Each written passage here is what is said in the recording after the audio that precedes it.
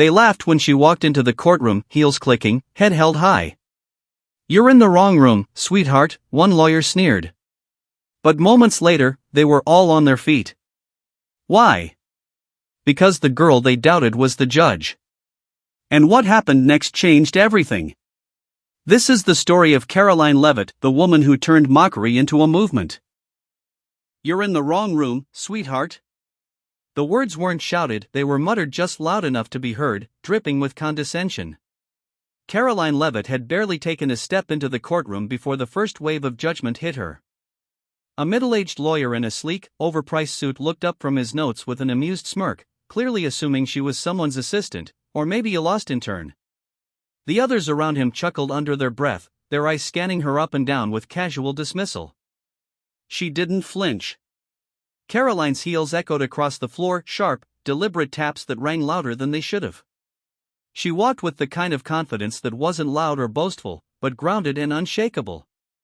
A confidence earned, not given. Her dark blue suit fit perfectly, her brown hair tied back in a practical knot, and her briefcase looked worn not from neglect, but from years of use, of long nights, of cases studied and battles fought. Her eyes scanned the room with a quiet intensity. She wasn't looking for approval. She wasn't seeking validation. She was just taking in her space, like a seasoned performer stepping onto a stage she knew she belonged to even if the audience hadn't realized it yet. A young intern whispered to a clerk, "Is she a public defender?" Another voice behind them guessed, "Maybe the court reporter?" Their curiosity was thick with doubt, their assumptions layered with centuries of tradition and habit expectations that didn't make room for someone like Karoline. She reached the front of the courtroom and stood beside the bench. The smirking attorney was still watching her, his pen poised midair as if ready to write her off entirely. That's when the bailiff stood up. He cleared his throat with the authority that only comes from having seen hundreds of courtrooms rise and fall in order. "All rise," he called out firmly, his voice reverberating off the marble walls. The room hesitated.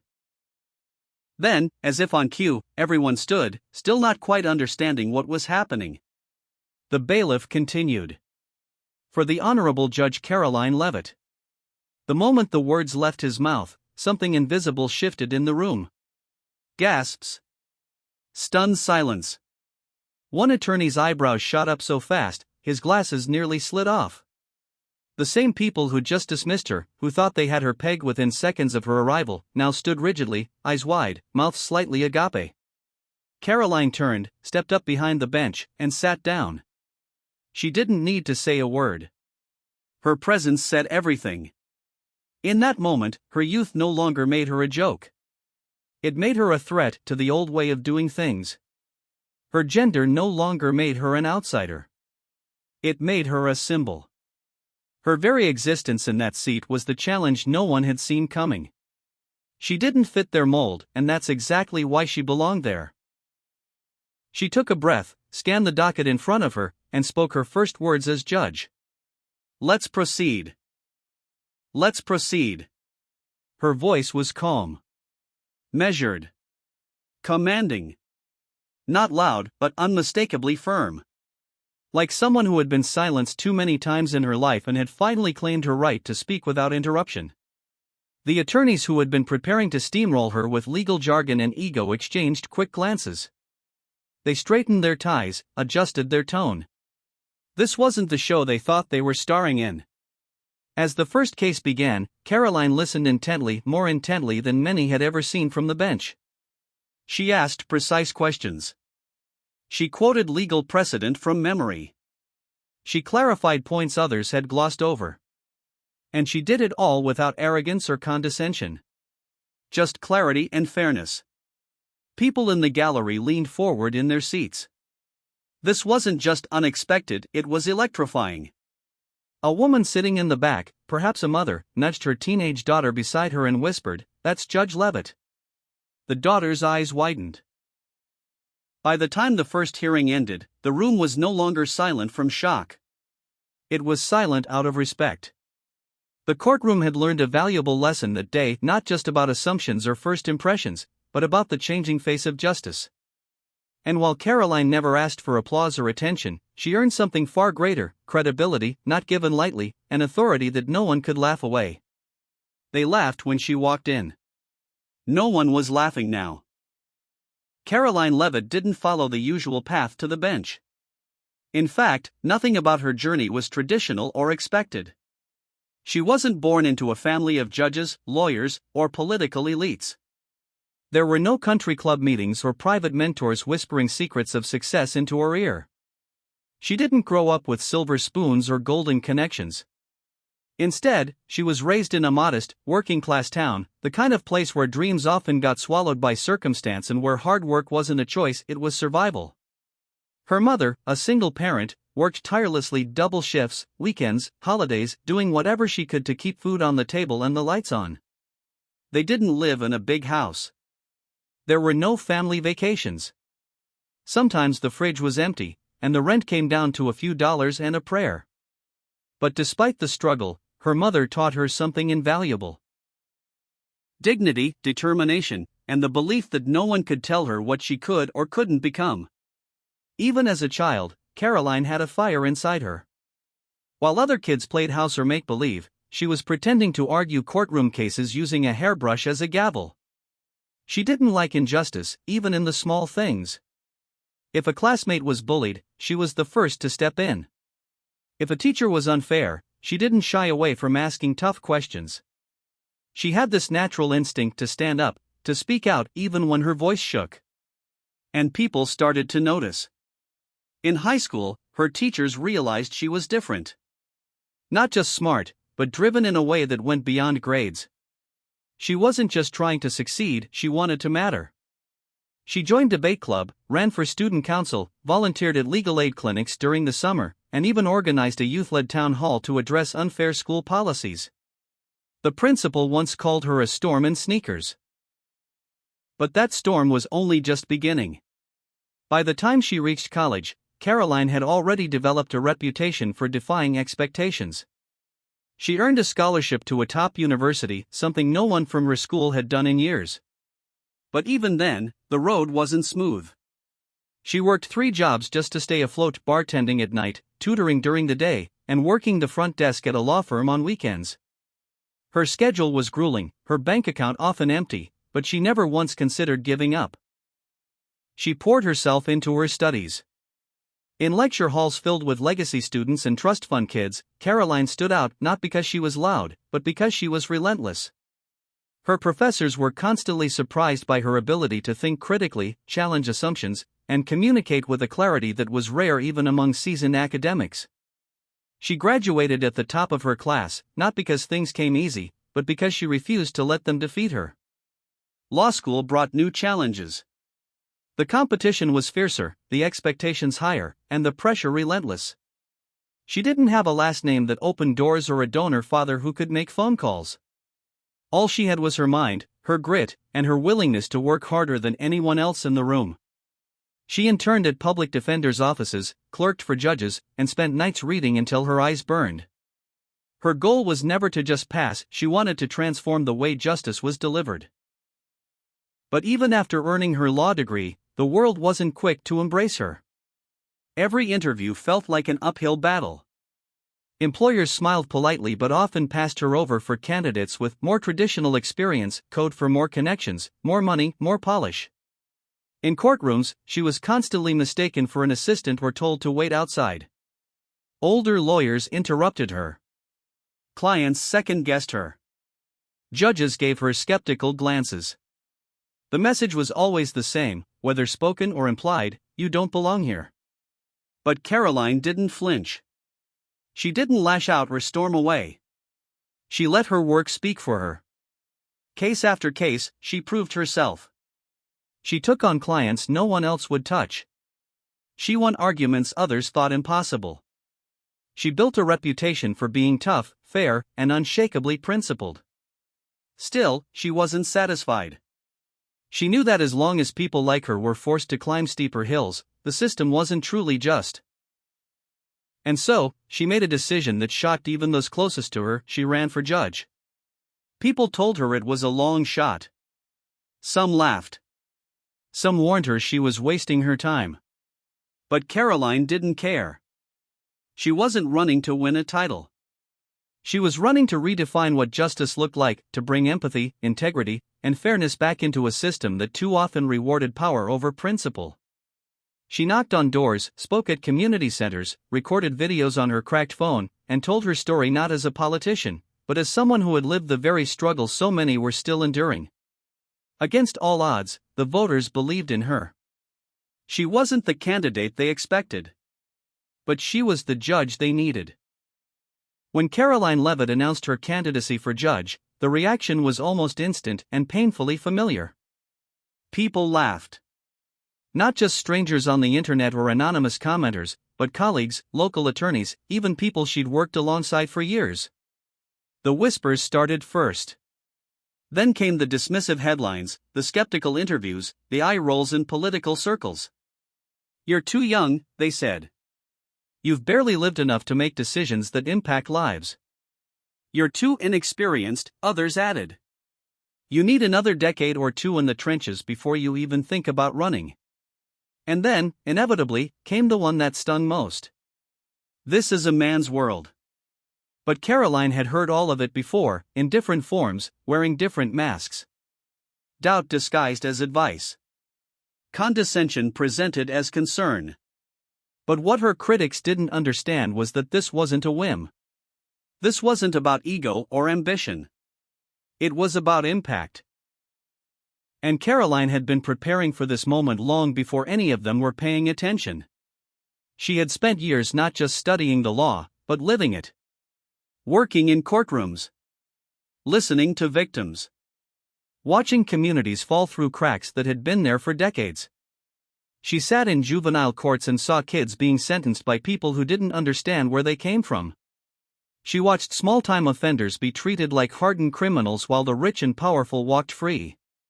She didn't just read case law, she listened to real people, and that made all the difference. When she launched her campaign, there was no flashy kickoff event. No million-dollar donors. No endorsements from political giants. Just a tiny, borrowed office space above a laundromat and a used laptop with a cracked screen. Her campaign manager was a friend from law school. Her strategist was a neighbor who believed in her. Her communications team? Mostly her own fingers typing into social media at midnight after long days of knocking on doors. But her message? It cut through the noise like a blade. She didn't promise to be perfect. She promised to be honest. She promised to listen. To lead with integrity. To judge without bias. She talked about building a courtroom where every person, regardless of race, gender, income, or background, could walk in and know they'd be treated with fairness. She spoke plainly, from the heart, with the kind of conviction that couldn't be rehearsed. And people started to notice. At first, it was a few mothers at school board meetings who came up to her, whispering, "We're rooting for you." Then it was local veterans who invited her to speak about justice reform. Small business owners started posting her signs in their windows. Immigrants who'd felt silenced by the system began showing up to her rallies, nodding along with tears in their eyes. Slowly, steadily, the tide was turning. She faced resistance every step of the way. Some debates felt like verbal ambushes. Opponents talked down to her, questioned her understanding of real-world issues. One even told her, mid-debate, "This is no place for activism." She didn't flinch. Instead, she told the audience, "If believing in fair treatment for everyone is activism, then call me an activist." Her campaign videos, shot on borrowed equipment and edited by a college student volunteering after class, started going viral. People shared them not because they were polished, but because they were real. No scripts. No fluff. Just Karoline, speaking her truth in plain language, drawing from real stories and lived experience. She didn't try to sound like a politician, she sounded like someone who actually cared. News outlets that had initially mocked her began running headlines like "The young candidate shaking up the race" and "Leavitt gains momentum where it counts, with the people." Even her critics were forced to take a second look. Debates that started with laughter ended with thunderous applause. Commentators said she had no chance, but their tone shifted when poll numbers began to climb. Election day came, and with it, a quiet storm of hope. While her opponents relied on big-dollar fundraising and polished ads, Karoline relied on real people who believed in her. Voters came out in droves. First-time voters. Disillusioned voters. People who hadn't felt seen by the system in years stood in line for hours just to cast a ballot for her. And when the results came in, the numbers didn't just favor her, they crushed the competition. Karoline Leavitt didn't just win. She dominated. Her victory wasn't a squeak through the back door. It was a bold, undeniable statement. The girl they said was too young, too unqualified, too idealistic, she had outworked, outlasted, and outshined everyone. But more than that, she had done something even rarer in politics. She had made people believe again. Not just in her, but in the possibility that the system could be better. That justice could wear a fresh face. And that sometimes, the best candidate isn't the one everyone expects, it's the one who never stopped fighting to be heard. The courtroom was packed on Karoline Leavitt's first official day on the bench. Every seat was filled. Reporters lined the back walls with cameras and notepads, whispering among themselves and scanning for any slip-up. Local lawyers sat with arms crossed, ready to see the young upstart in action. Some of them had practiced law longer than she had been alive. And a few skeptics, former opponents, social media critics, even a few judges sat with barely concealed smirks, expecting fireworks, maybe even failure. But Karoline wasn't rattled. She entered the courtroom through the side door in full judicial robes, her expression calm and focused. Her posture was straight, her chin held high not in arrogance, but in quiet confidence. Her heart might have been racing underneath, but you'd never know it from the way she walked, measured and firm, like she'd done it 100 times before. Every click of her heels echoed authority. She took her seat behind the bench, adjusted the microphone, and looked out over the room. For a brief second, there was silence, an uneasy, waiting silence. Then, in a strong, clear voice, she said, "Court is now in session." And just like that, the tension broke. Within minutes, Karoline had established order not through shouting or force, but through presence. She didn't allow lawyers to interrupt each other. When a seasoned defense attorney tried to dominate the room with his booming voice and polished confidence, she gently but firmly cut him off. "You'll have your time to speak," she said, her tone even. "But in this courtroom, we listen when others are speaking." It wasn't just what she said, it was how she said it. Calm. Direct. Controlled. She radiated fairness, the kind that can't be faked or taught. She gave everyone space to speak, but she didn't allow manipulation or theatrics to hijack the process. People quickly realized this wasn't going to be a circus. This was a courtroom where respect mattered. One of the most striking moments came during a case involving a young man accused of petty theft. He was barely 19, shaking as he stood before her. His public defender explained that he'd stolen diapers and baby formula. His girlfriend had just given birth. They were broke. Homeless. Desperate. As the defendant spoke, his voice cracked. Then, he broke down in tears. The courtroom froze, expecting a quick gavel bang and a harsh sentence. But Karoline didn't bang the gavel. She didn't rush to judgment.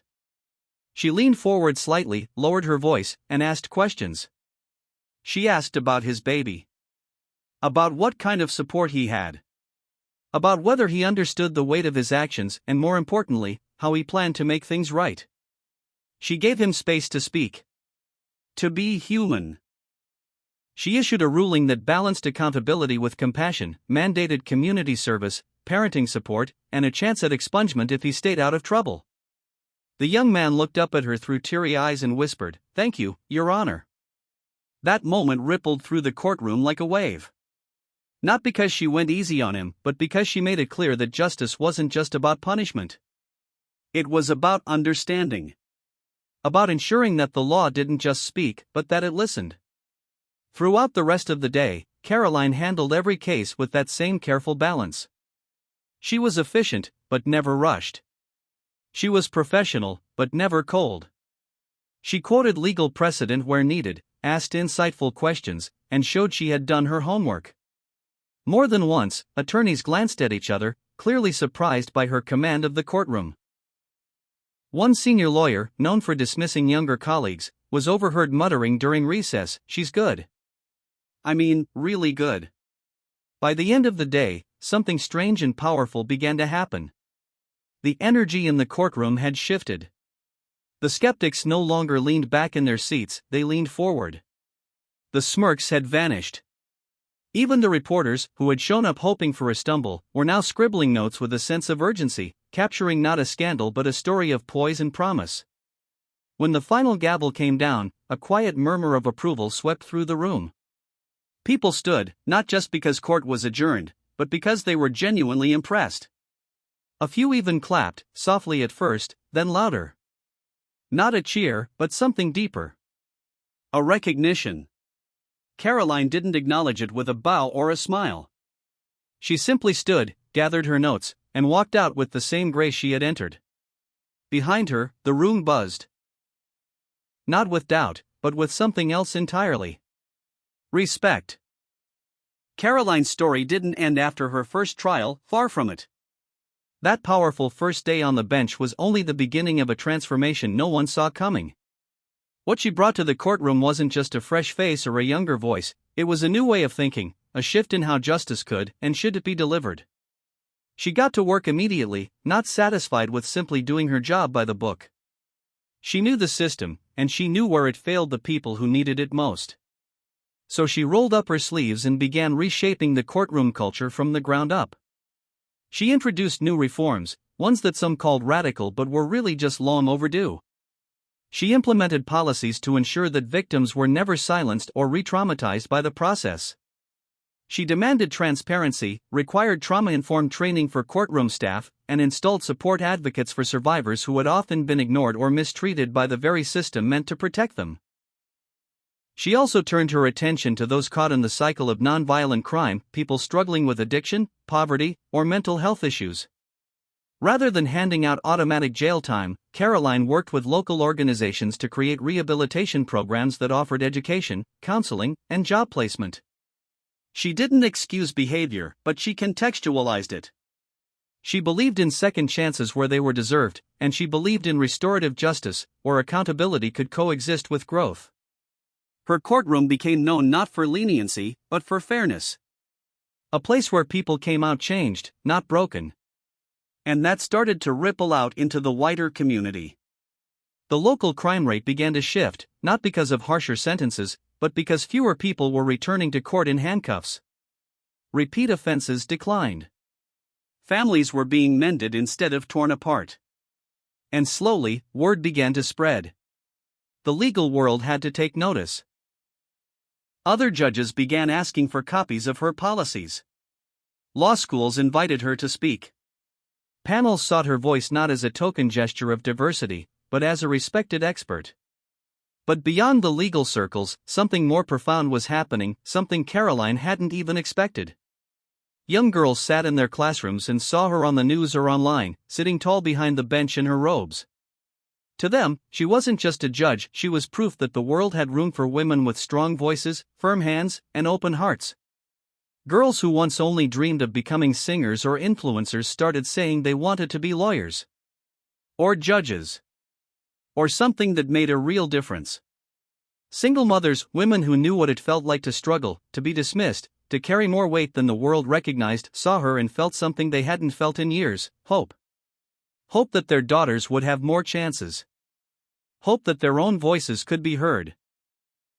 Hope that someone in power actually understood. Even those who had once criticized her, mocked her, doubted her, had to admit it: Karoline Leavitt was something special. She had not only endured the pressure, she had risen under it.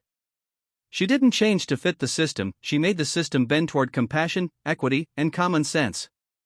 She wasn't a rebel in the traditional sense, but she was a reformer. A quiet storm who rewrote the rules without ever shouting. And the laughter? Yes, it returned, but not the same cruel laughter that once greeted her when she first stepped into the courtroom. Now, it came from people watching her interviews on late-night television, where she cracked jokes about her first-day nerves. It came from kids quoting her speeches on TikTok, or from grandmothers clapping at their TV sets as she told a graduating class, "Your story matters even if no one else sees it yet." The laughter was joyful now. It was proud. It was rooted in recognition. She had become a symbol, one that transcended titles or robes. She had become a force. Because Karoline Leavitt had done the impossible. She had walked into a room where she was underestimated, dismissed, and laughed at, and walked out as one of the most respected, beloved, and impactful judges her district had ever seen. Not because she conformed, but because she stayed true. True to her roots. True to her values. True to the people she served. And in doing so, she became more than a judge. She became a movement. One that would echo long after the gavel fell silent. If Karoline's story inspired you, don't forget to hit that like button, subscribe for more powerful stories, and tap the notification bell so you never miss an upload. Share this with someone who needs a reminder that anything is possible, no matter who doubts you. Thanks for watching, and we'll see you in the next one.